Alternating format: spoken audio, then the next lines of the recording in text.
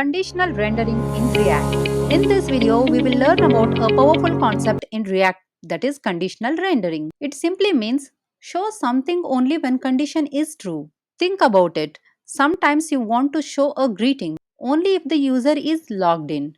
Or maybe you want to display a loading message while data is being fetched. That's what conditional rendering helps you do. And in React, it's easy as writing regular JavaScript. Let's start with the most basic form. If-else statements. You can use them before the return statement. Functional greeting is logged in. If is logged in, return welcome back. Else, please sign in. This checks the is logged in prop and renders the appropriate heading.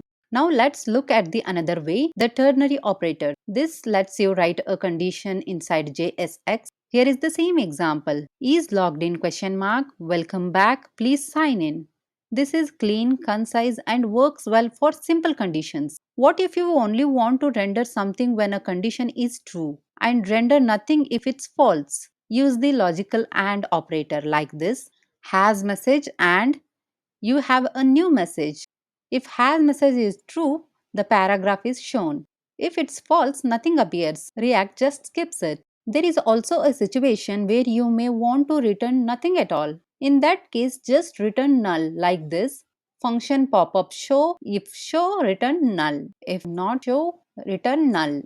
Return div, this is a pop-up. React will render nothing. No errors, no blank divs, just nothing. And that's perfectly okay.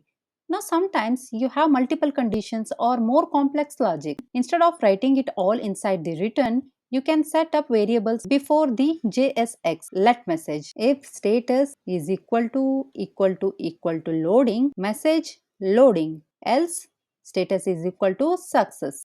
Message is equal to data loaded. Else message is equal to something went wrong. Return div message. This approach keeps your JSX clean and your logic organized. Let's recap what we have learned. Conditional rendering lets you control what the user sees. Use if-else for larger logic blocks outside JSX. Use ternary operator inside JSX when you need either or logic. Use logical AND for rendering something only when true. And return null when you don't want to render anything at all.